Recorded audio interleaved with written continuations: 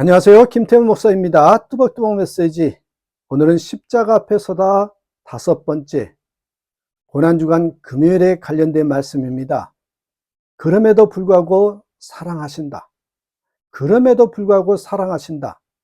누가복음 23장 33절에서 34절, 요한복음 19장 30절의 말씀 가지고 함께 뚜벅뚜벅 걸어가겠습니다.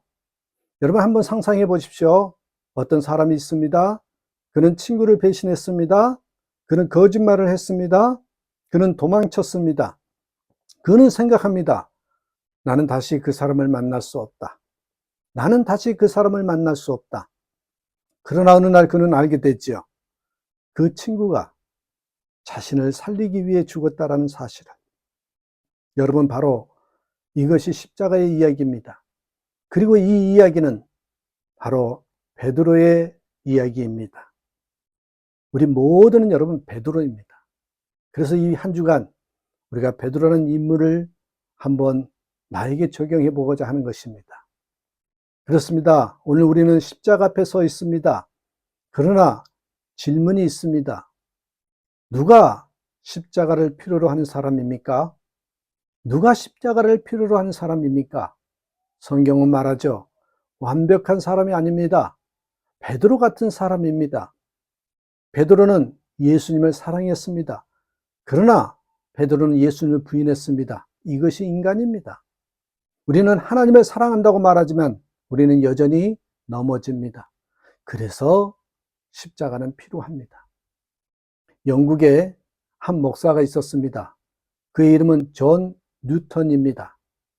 그러나 그는 처음부터 목사가 아니었습니다. 그는 노예선 선장이었습니다. 그는 수천 명의 흑인을 노예로 팔았습니다. 어느 날 배에서 큰 폭풍을 만나죠. 그 배는 거의 가라앉을 상황이었습니다. 그때 그는 처음으로 하나님께 외쳤습니다. 하나님, 저를 살려주십시오. 그날 이후 그의 인생이 바뀌었습니다. 그리고 그는 훗날 유명한 찬송가를 쓰죠. 여러분이 너무나도 잘 아는 찬송입니다. Amazing Grace. Amazing Grace. 나 같은 죄인 살리신 주의 놀라와. 그는 이렇게 말했습니다. 나는 큰 죄인이지만 예수님은 더 큰 구주이십니다. 그렇습니다. 십자가는 인간의 잔인함을 보여줍니다. 예수님이 십자가에 달리셨을 때 사람들은 조롱했습니다. 네가 하나님의 아들이면 내려와 봐라. 네가 하나님의 아들이면 내려와 보라고. 군인들은 웃었습니다. 사람들은 구경했습니다. 제자들은 도망쳤죠.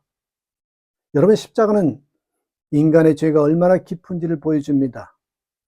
로마 시대 여러분 십자가형은 가장 잔인한 형벌이었습니다. 사람은 보통 수시간에서 수일 동안 고통 속에서 죽었습니다.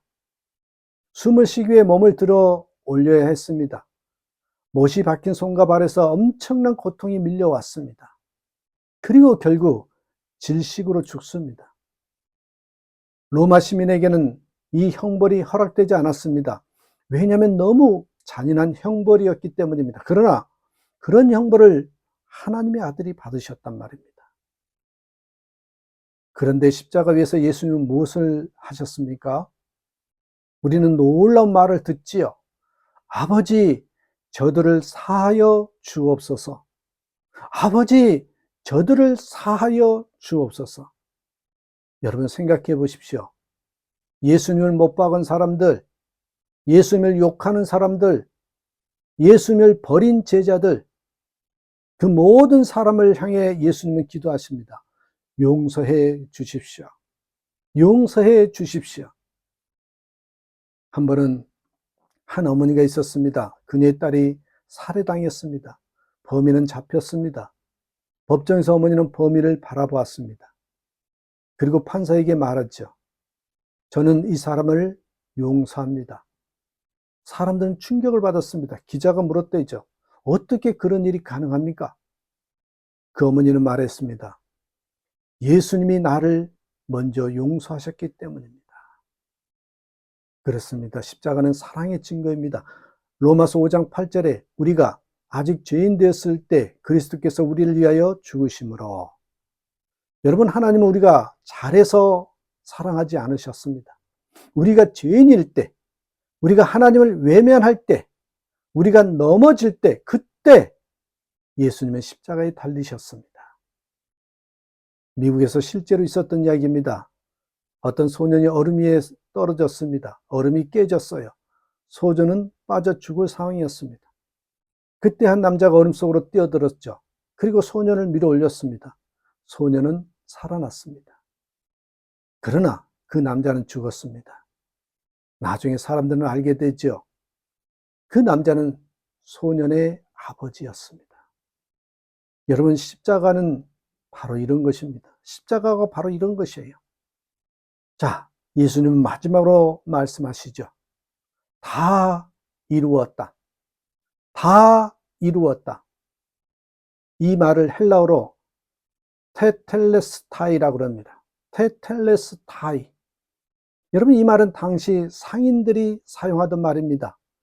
빚을 완전히 갚았을 때 영수증에 찢던 그런 말입니다. 테텔레스타이. 다 이루었다. 요즘 말로 번역하면 지불 완료입니다. 영수증에 지불 완료라고 찍은 거죠. 여러분, 우리의 죄값이 완전히 지불되었습니다. 어느 교회에 이런 문장이 적혀 있었습니다. 이 교회는 완벽한 사람이 없습니다. 이 교회는 용서받은 죄인만 있습니다. 여러분, 십자가가 바로 그런 자리입니다. 오늘 우리는 십자가 앞에 서 있습니다. 그리고 십자가는 이렇게 말합니다. 나는 너의 실패를 안다. 나는 너의 죄를 안다. 그래도 나는 너를 사랑한다. 베드로는 실패했습니다. 그러나 그의 이야기는 실패로 끝나지 않습니다. 왜냐하면 십자가가 있었기 때문입니다. 그리고 여러분의 이야기 역시 실패로 끝나지 않습니다. 왜냐하면 십자가가 있기 때문입니다. 이 십자가가 바로 나를 위해서 준비되었다는 걸 믿으시고 하나님의 사랑을 깊이 묵상하고 그것을 가슴에 품는 저와 여러분 되시기를 주님의 이름으로 축복합니다. 감사합니다.